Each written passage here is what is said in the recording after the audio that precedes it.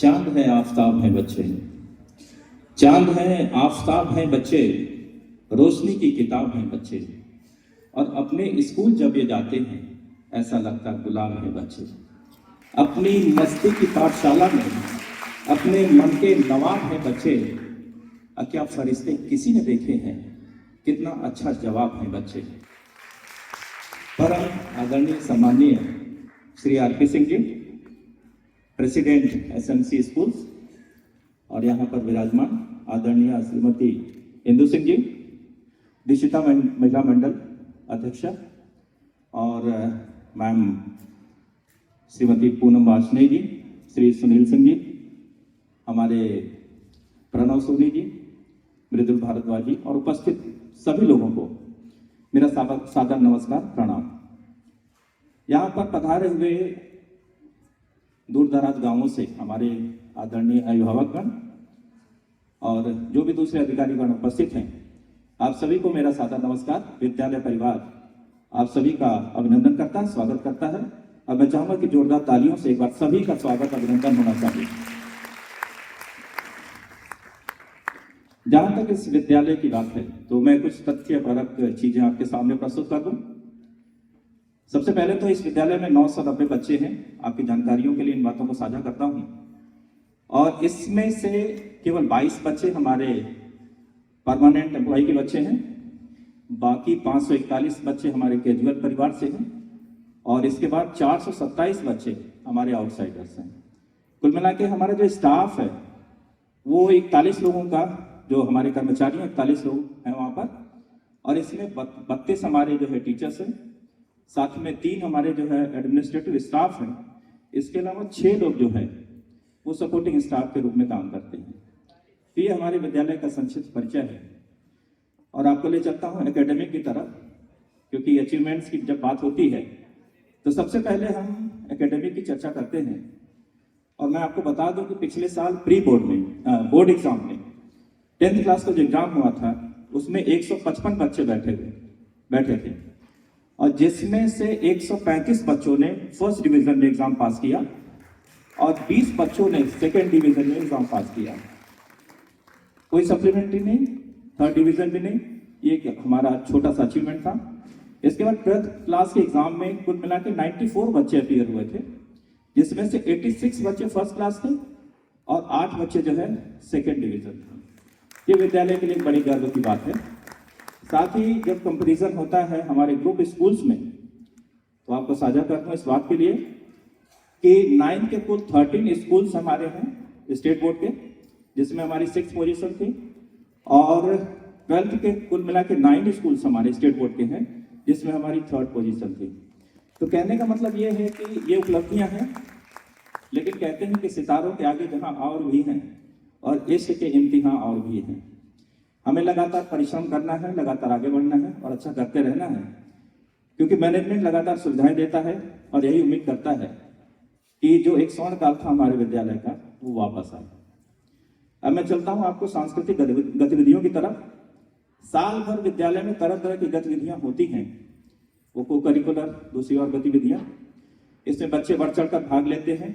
और चूंकि अभी दिसंबर और जनवरी में एक्टिविटीज चलती रहेंगी, इसलिए आज के दिन जो पुरस्कार वितरण है हमने उसमें उन पुरस्कारों को अभी नहीं रखा है, उसके लिए एक दूसरा अवसर देंगे।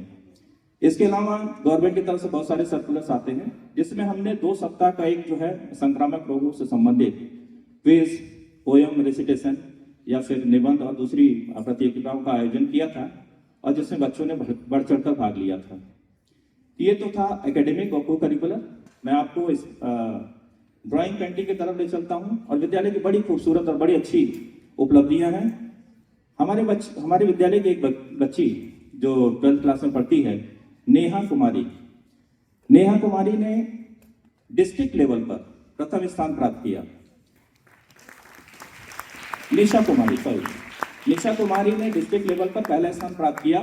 और ठीक इसी तरह से एक हमारी बच्ची है खुशी कुमारी अवस्थी, जो 6th में पढ़ती है हमारे यहाँ, और उसका सिलेक्शन स्टेट लेवल पर ड्राइंग पेंटिंग कंपटीशन में हुआ था।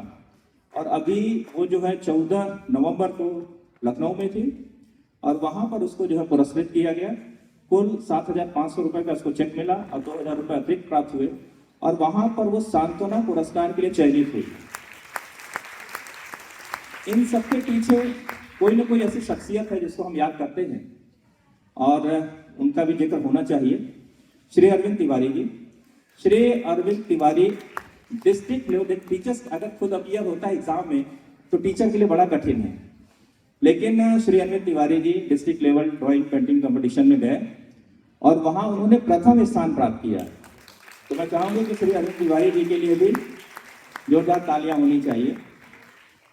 मैंने अरविंद तिवारी जी के बारे में कहते हैं आप पहचान नहीं पाएंगे और फिर ये बात याद आती है कि हर आदमी में होते हैं 10-20 आदमी, जिसको भी देखना हो कई बार देखना। बड़ी सादगी है और इन्होंने बड़ी मेहनत से बच्चों को इस तरह से तैयार किया है। मैं चलता हूँ स्पोर्ट्स की तरफ। स्पोर्ट्स की गतिविधियां लगातार होती रही हैं और इस बार की उपलब्धियां मुझे लगता है शिक्षक से जब मैंने बात की तो पूर्व के वर्षों से कुछ बेहतर है। सबसे पहले हमारे यहाँ योगासन की प्रतियोगिता हुई डिस्ट्रिक्ट लेवल की, जिसमें विद्यालय का पहला स्थान था। फिर इसके बाद चेस की प्रतियोगिता हुई जिसमें विद्यालय में डिस्ट्रिक्ट लेवल पर हमारा पहला स्थान था। फिर हम डिवीजन लेवल पे क्वालिफाई किए और फिर हमारे 4 बच्चे स्टेट लेवल तक जाने के योग्य बने, जिसमें ओम, अपूर्व और उसके साथ 2 और साथी थे।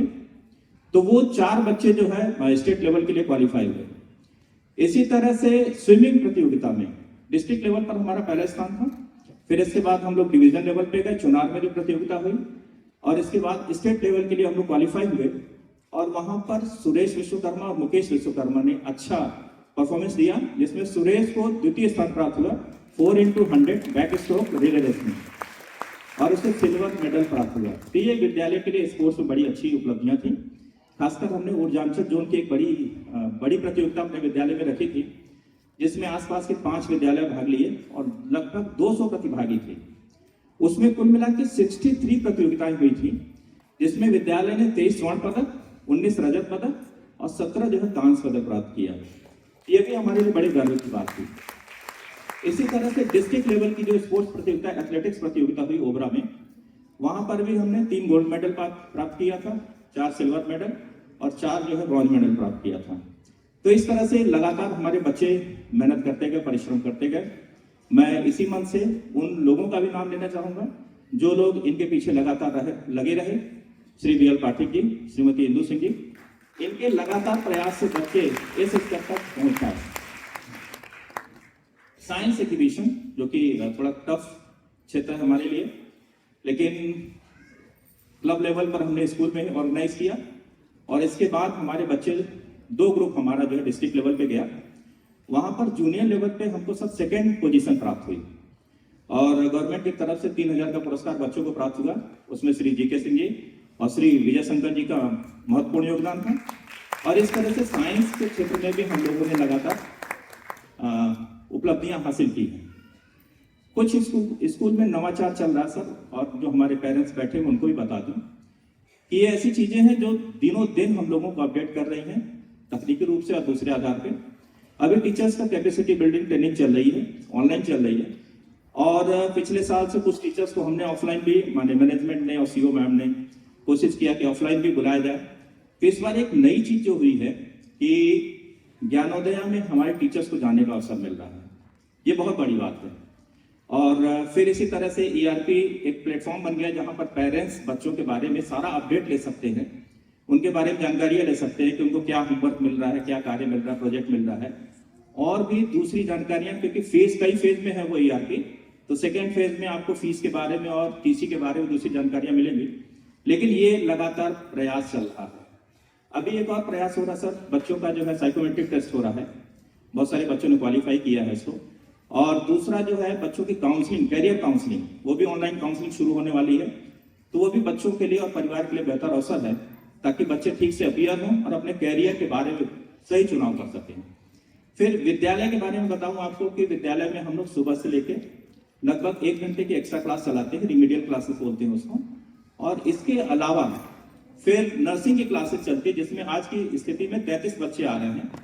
और ये एक प्रयास है ताकि बच्चे जो है नर्सिंग के लिए, खासकर बच्चियां हैं उसमें, नर्सिंग के लिए क्वालिफाई करें। तो ये लगातार ऐसे प्रयास हो रहे हैं ताकि बच्चे जो है कुछ अच्छा करें और एक अच्छे भविष्य की बुनियाद रख सकें। सर इसके अलावा जो है मैं इस मंच से दिशिता महिला मंडल की अध्यक्षा मैम श्रीमती इंदु सिंह जी को भी धन्यवाद दूंगा कि जिनकी बड़ी बड़ी पैनी नजर सहयोगात्मक रूप से विद्यालय पर रहती है। और अभी दिशिता परिवार की तरफ से बच्चों को जो है आर्थिक रूप से मदद की गई। बस शर्त यही है कि वो आर्थिक रूप से कमजोर और मेधावी छात्र हों।